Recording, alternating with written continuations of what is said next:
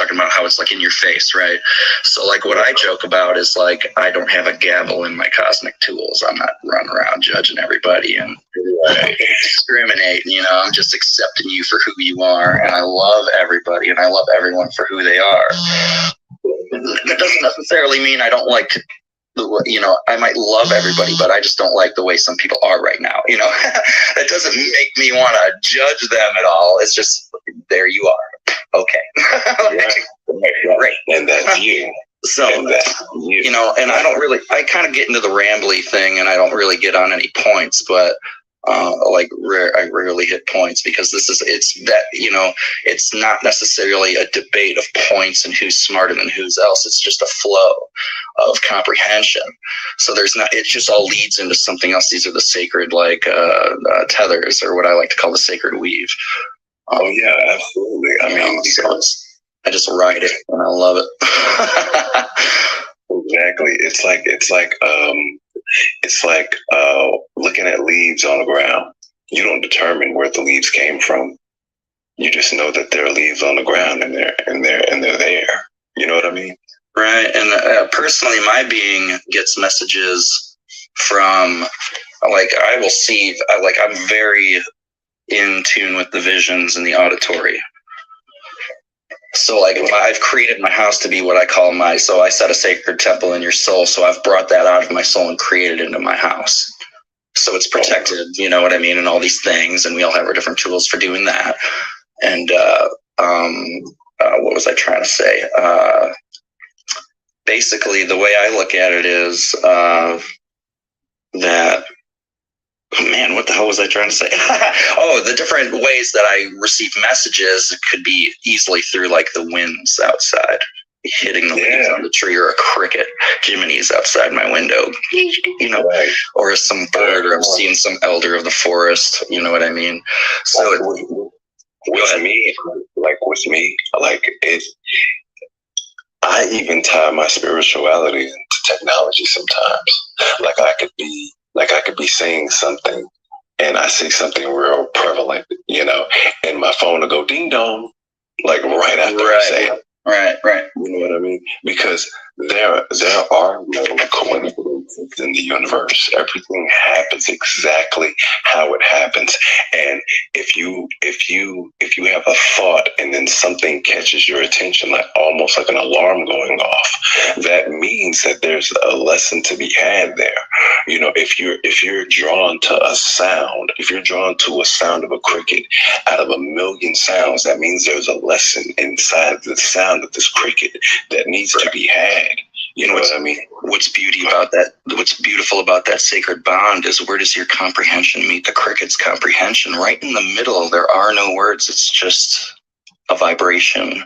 You hear the resonance of the two beings meeting, perfectly balanced in the middle.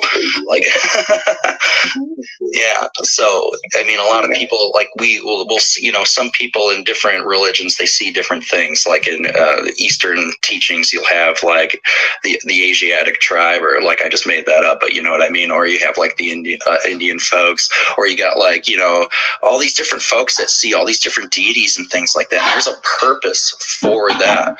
You know what I mean? It does have to do with what they received and gave to the ecosystem around them, and basically got them to where we are right now. So I mean, you can totally be all right, I got this construct that I live off of. It's a duality, up and down, for sure. When you get into the shadow work, what do you see down there? When you get into the beautiful, the top side is what I like to call it, and you're looking up into the heavens, you're like, what's up there? So I can see that dimension, you know what I mean? I'm all right, so you got angels up in here, you got cherubs, and I'm looking down here, and you got 3 levels, you know what I mean? There's devil, Satan, and Lucifer, or whatever. But when you really look, when you take your cosmic scope of comprehension, you're looking out into your comprehension, and you're backing off of this thing, you're realizing there is no duality. It's a pool, it's a cosmic circle that any entity can host the light, the beauty. They can filter out all the darkness through shadow work. And, you know, there are different names than these go-tos that are in some religions. You know what I mean? They're valid. They're all valid. It's all valid because it's somebody's dimension. It's real to them. Okay, then it's freaking real to me. You know, that's cool. Yeah. I get it. But go ahead. It's finding the synchronicities within the opposing energies. Right. You know what I mean? Right. Like seeing the lightness, seeing the light in the dark, or seeing the dark in the light. You know, once again, it's still all based upon perspective, right? And how one perceives it. You know what I mean? Even when you're talking about earlier, when it was like, oh, you got the angels and the stars and the cherubs and all that good stuff, right? That's still only a person's perception, and that perception is predicated upon the environment that they were raised in. This is the reason why a man in the Midwest can finally come to the realization that, wait a minute, I am Jesus, because Jesus is the only deity that he can use to describe the feeling that he. 100%. 100%. Yo, 100%. So, and that's the reason why that's the reason why I utilize Jesus so much in my lives, because I want to use a deity that you can recognize, that you know, just so we can meet in places where our universes do cross. Exactly. You know what I mean? Exactly. But Carl, man, do you, man? I love you, bro. I appreciate you so much, Carl, man, and I connected with you, brother. Please connect back with me so we can have this conversation again, because I would love to dive more into your universe. Yeah, I'd love to chirp your satellite anytime. You'd be easy. Peace, God. Yo, this has been another beautiful interaction, like another great live. I appreciate everybody who's been here. Anna, special shout out to Anna J in the audience. That's my sister too. Love and light to you, Anna.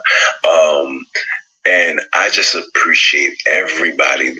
Thon, who's here with me, Sage, who's here with me, Why Sugar Coated, Cottrell. I appreciate everybody, Foresight, everybody, Abigail, everybody who was here with me.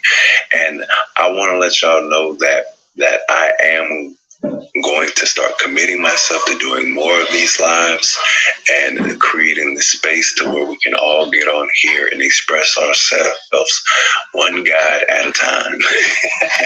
But I'm gonna leave y'all with this right here, that and it's one of my favorite quotes, Langston Hughes. If a man seeks out to change the world, he must first seek out to change himself. Yo, peace, balance, love and light, and all those good vibrational words that make you feel right. Yo, this has been God Talk. I'm your host, Sirius, period, Big Dot, the golden God, the fire God, the dirt God, the water God. Yo, I am everything, and everything is me. And we out.